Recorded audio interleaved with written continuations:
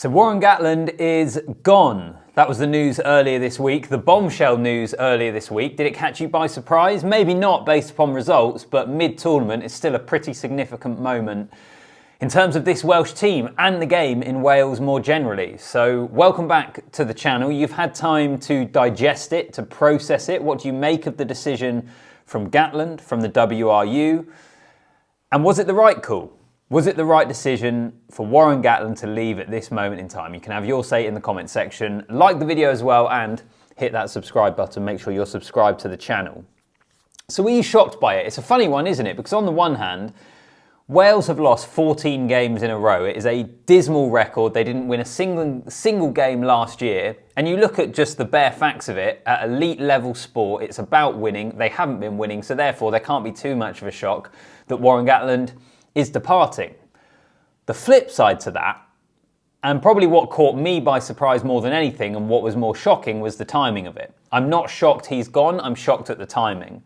Mid-Six Nations very rarely happens. It has actually happened a couple of times previously for the Welsh, but you don't see it happen too often.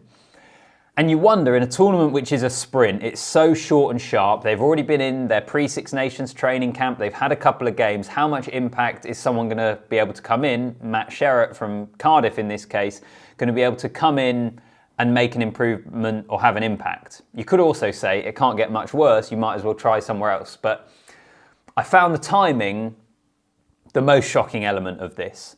But I think the decision itself, the fact that Gatland is stepping away, isn't as shocking. Particularly after the Italy game, wasn't it? Like, all right, they lost 43-0 to France in the opener, where they weren't all that good, but it's France away in Paris. We don't expect Wales to compete with them. It was the Italy game, I think, where they were pretty awful, pretty second best, wasted opportunities. There's been selection question marks all over the place. So therefore, based upon that, maybe it's not so much of a shock. Was it the right call? The question I put in the thumbnail.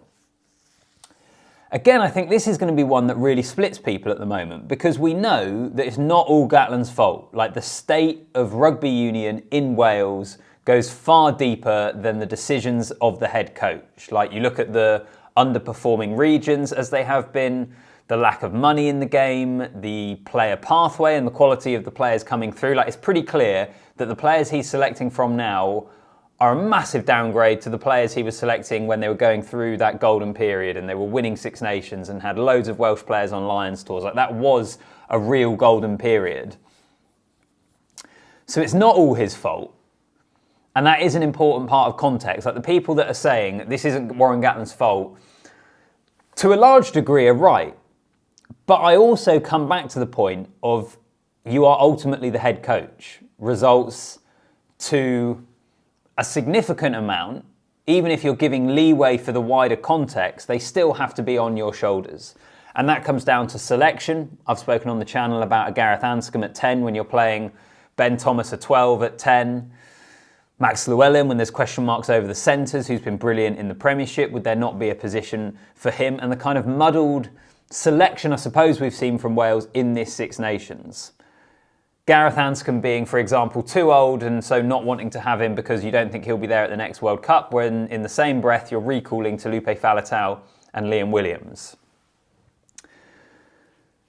So was it the right call? Maybe it was, is what I kind of think from that, because there has to be some sort of responsibility on the head coach. Like, all the wider context can't completely absolve him of any sort of criticism here. But actually, I think the main reason that it probably was the right call comes down to Gatland himself. I'm not convinced he had the conviction that he could turn it around anymore. We were starting to see that even last year when he offered his resignation. Was it after the Italy game?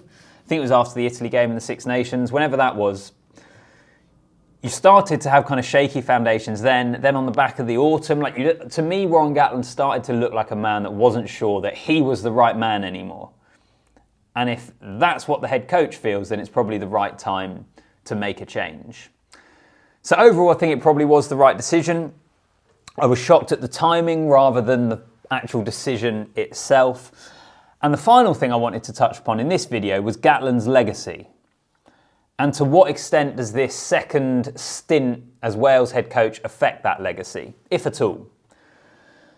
I said when he came back to Wales, I didn't I didn't outright say that it was the wrong decision because of his history, essentially. But I did say when your legacy is so assured, when what you've done has been so brilliant, don't go back.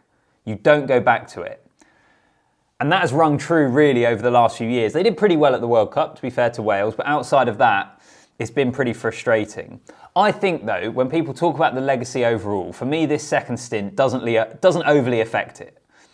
This is a blemish on an otherwise incredible record. It's a blemish rather than having a wider impact that I think significantly affects how he will or how he should be remembered. Because he will be remembered as one of the greats. Wales' greatest coach, certainly in terms of modern times, Wales' greatest coach, without question. And the times that he delivered, multiple Grand Slams, multiple titles, as well as leading the Lions in that time, the calibre of players of Sam Warburton, Dan Biggar, Alan Wynne-Jones, Justin Tipperick, like so many great players that have played under him, Lee Halfpenny, Liam Williams, all these guys, that I hope that once the dust settles on this, people will remember him for the incredible legacy that he does leave, whilst the last year, the last 18 months have ultimately been really disappointing. And I think it's fair as well, by the way, for those people that maybe suggest that his style of coaching is a little bit more outdated now, possibly. Particularly if he doesn't have the players to execute that. When you don't have a big Jamie Roberts at 12, like he's been constantly trying to find that next player at 12, hasn't he? Hasn't been able to. If he doesn't have the players to play his sort of game plan, has he been as adaptable as he maybe should be as a coach? I think those questions are fair, but overall, Warren Gatland, what a job. And actually, I think it's a real testament to the man and to the bloke of not taking any payoff, kind of waiving his right to any sort of significant payoff. We know he is one of the best paid coaches. You hear it reported £600,000 a year. But to walk away from it because he knows that, A, that's going to really impact the WRU, I think speaks to the integrity of the man. And that's his legacy. What a coach. What a disappointing ending for the second stint. I think it's very true. You don't go back when you've built up that sort of legacy previously. But here we are. Where do Wales go from here? And do you think it was the right call? I think on balance, ultimately, it is the right call. Whilst there are other factors and a wider context and not everything can be put at Gatland's door and he be blamed for, clearly I think it was the right decision for him to leave, for him to move on.